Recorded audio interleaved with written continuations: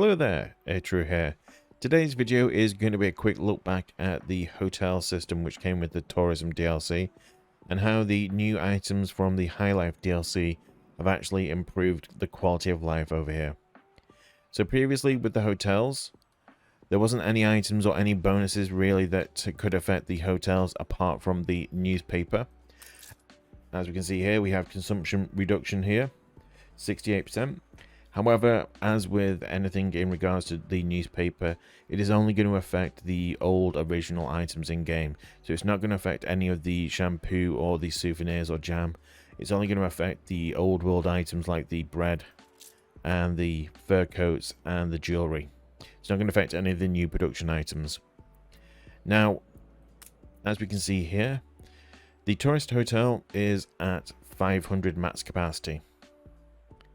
Now, with any sort of housing block system like we have over here, we have a very efficient housing block here with a town hall in the middle, having the most amount of housing around here for maximum coverage.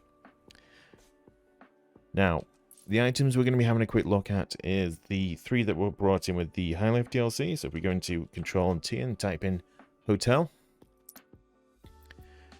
we have 3 new items. The first one is a incident reduction and happiness boosting item. The second one is Madame. She is a nice one as she again reduces chances of incident, boosts happiness, and actually reduces the number of consumption rates on jam and lemonade, as well as the bread. However, we're only really addressing the jam and the lemonade as they were never able to be reduced previously. The last option is here, and that's Mr. Bertram, and again city instance. However, the more important thing is bonus residence. That's from the tourist mooring, bread, variety theatre, restaurant, jam, cafe, shampoo, and bar. That's quite a lot of categories that we can get a plus 20 on. So how much would that actually add to a hotel which was capped at 500 before? If we were to stack it around a town hall as well, how many hotels can we actually get down? And how much can we actually get from the actual tourism? So here we are. We've positioned ourselves over a nice shiny new town hall.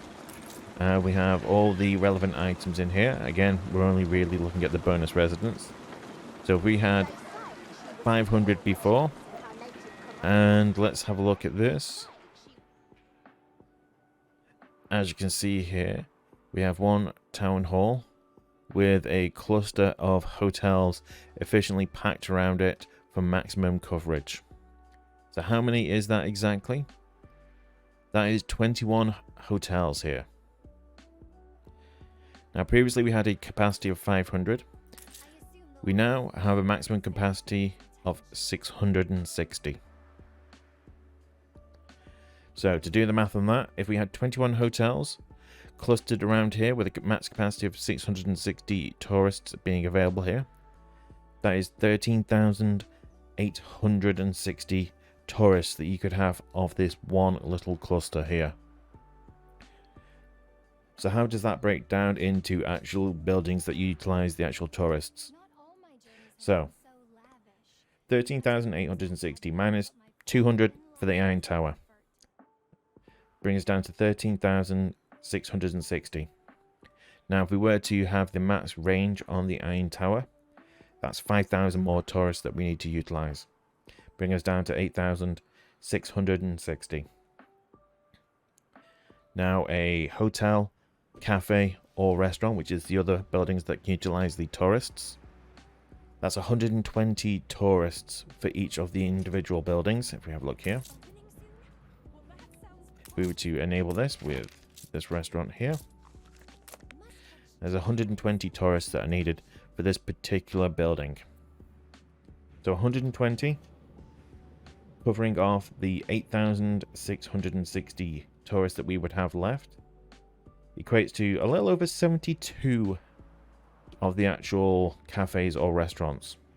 Now if we were to divide that evenly across all the cafes, restaurants and bars, that would mean you could have 24 cafes, 24 restaurants, and 24 bars.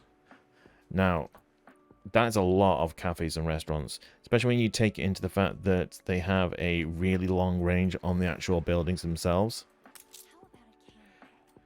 24 on each of them. You could stagger them and cover all the actual recipes, even on the crown floors, quite efficiently, as you would go really far across with 24 of each of them. Now, you have to remember as well, the hotel cluster can be absolutely anywhere.